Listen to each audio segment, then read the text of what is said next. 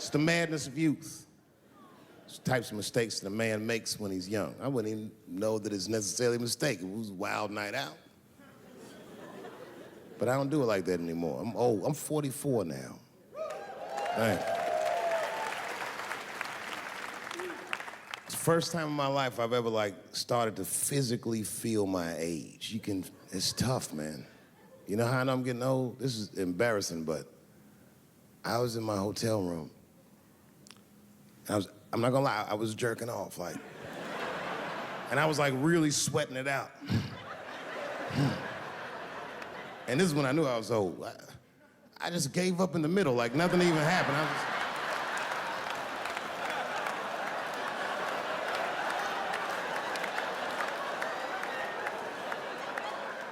I don't like looking at my dick anymore. My dick looks distinguished. It's old, an old-looking dick. It's got salt and pepper hair all around it. My dick looks like Morgan Freeman in the 90s. Without the dots. My dick narrates. Dave pulled me out and started jerking me around and jerking me around. But not with the same vigor as when he was young. He and I both knew nothing was coming out.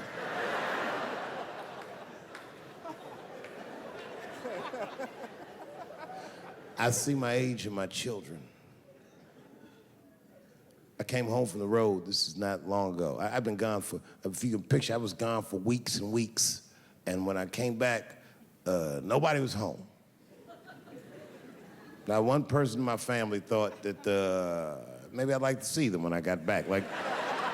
They knew when I was coming back, but they just weren't home. And that shit was a wake-up call. You know, when my kids were little and the tour bus would pull up to the house, these motherfuckers would spill out. Dad is home, hooray! And they'd hug me and kiss me, and then as the years went on, they'd get less interested. Hey, everybody, look, it's Mr. Promises back from the road.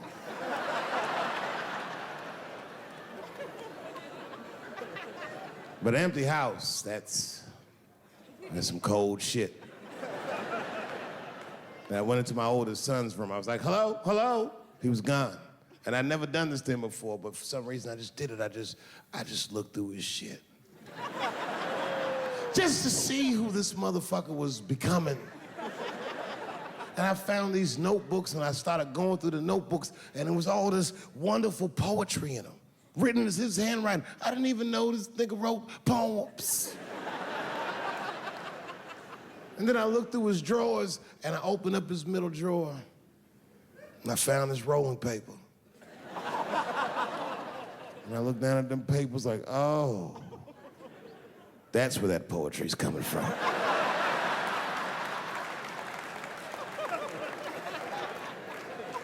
And that shit broke my heart.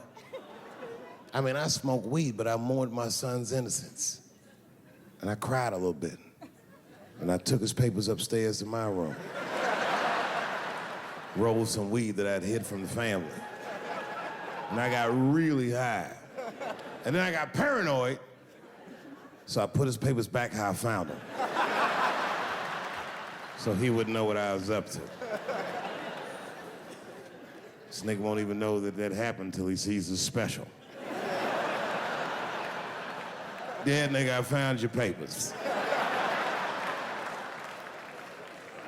He's a cold motherfucker. Let me tell you, this kid is only 16 years old. Listen to what he did to me. This motherfucker calls me up in the middle of the night. It was 1 o'clock in the morning. He goes, Dad, don't be mad. I knew something was terribly wrong. I said, what's going on? He said, listen, I'm fine. And don't forget, you told me to do this. I'm at a party, and my designated driver had too much to drink. And me and my friends need you to come pick us up. I said, Jesus Christ, it's 1 o'clock in the morning, nigga. I am shit-faced.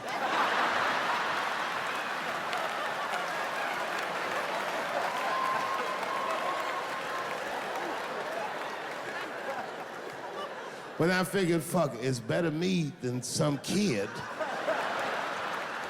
I might as well roll the dice and go pick my nigga up. I said, all right, I'm coming to get you. Just give me the address and I'll be right there. And then he gave me the address and I was shocked. I said, son, you are not gonna believe this, but I'm at the same party, nigga.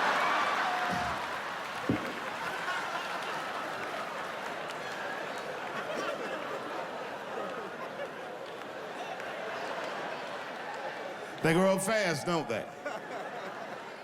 Can I ask you a weird question? I don't want to make you feel uncomfortable. You don't have to answer it, and if it doesn't go well, we'll just edit it out anyway. Is it weird to be the only white people in a row?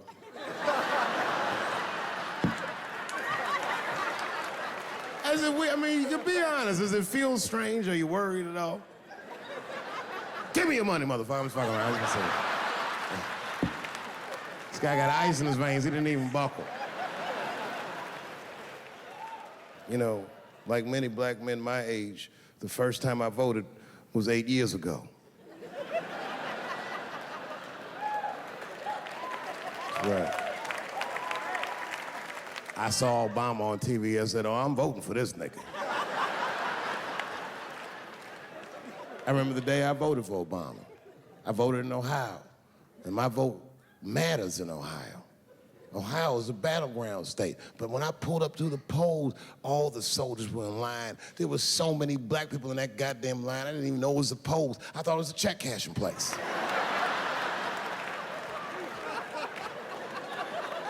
We were hugging each other, and old people were singing hymns and spirituals and shit. It was like the OJ verdict times 10 or some shit. I've never seen black people that happy. 8 years later, I'm pulling up to the polls again. This time, I'm driving a brand new Porsche because the Obama years were very good to me.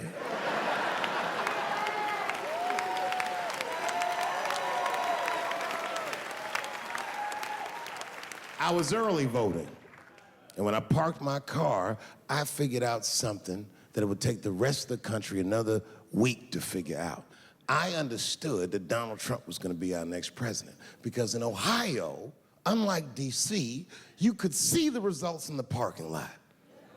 Saw these goddamn pickup trucks and tractors and shit.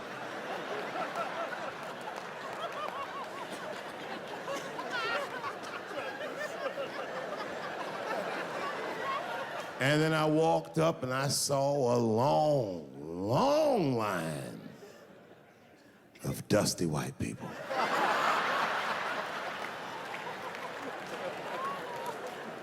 Yes, ladies and gentlemen, these were the poor whites.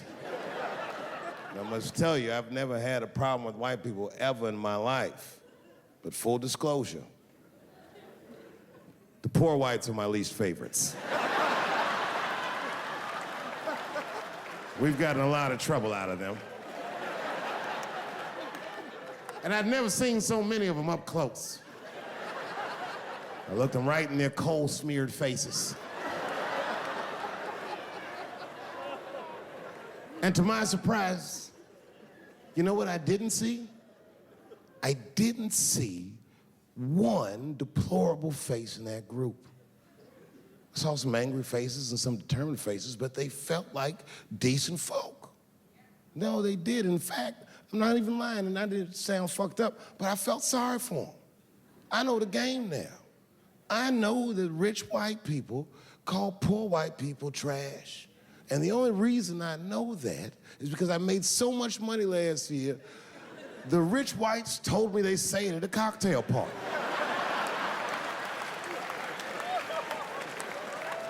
And I'm not with that shit. And I stood with them in line like all of us Americans are required to do in a democracy. Nobody skips the line to vote. And I listened to them. I listened to them say naive, poor white people things. Man, Donald Trump's gonna go to Washington and he's gonna fight for us. I'm standing there thinking to my mind, you dumb motherfucker.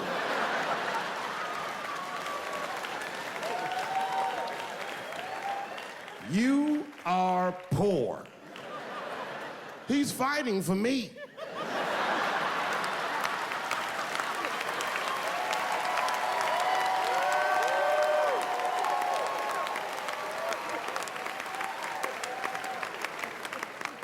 And they all looked at me. They could tell who I was voting for just as easily as I could tell who they were voting for.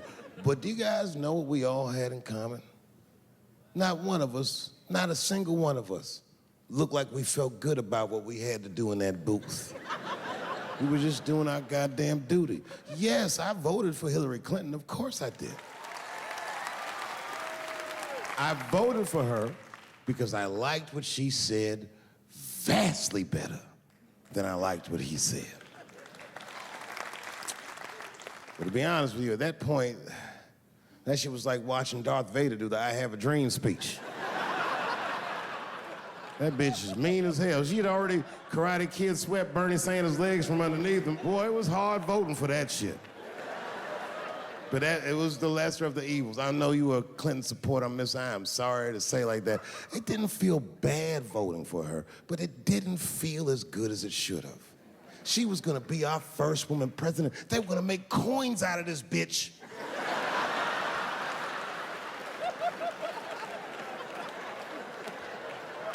And somehow she just missed the dunk. Of course she should have beat him. Of course she should have beat him. You know what voting for her felt like? It was bittersweet. It felt like I was lucky enough to eat Halle Berry's pussy. And whilst I was doing so, she fucking farted in my face, man.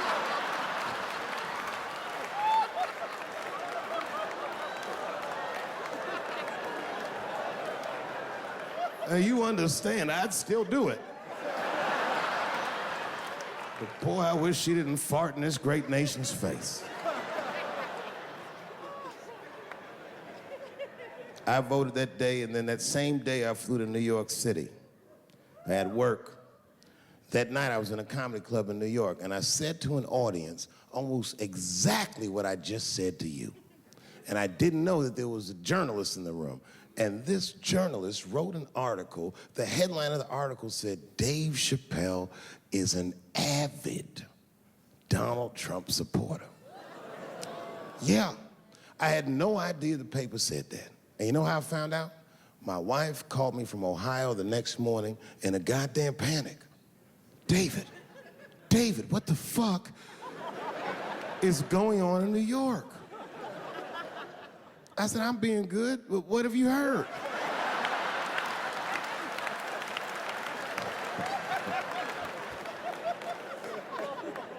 And my wife said, the paper is saying that you're a Donald Trump supporter.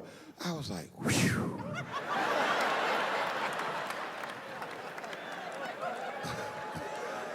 I said, don't worry about that shit, baby. Nobody in their right mind would believe that. And she said, no, David, people believe it. And then she started reading the comments to me. Oh, they were terrible. All these black people calling me all kinds of Uncle Toms and shit. I should tell you, buddy, this is a very serious allegation from one black to another. I was incensed. Uncle Tom? How am I Uncle Tom, nigga? You the one that reads The Observer? Anyway, all this shit goes down, and Saturday night rolls around, and now Trump is the president, and I'm hosting Saturday Night Live.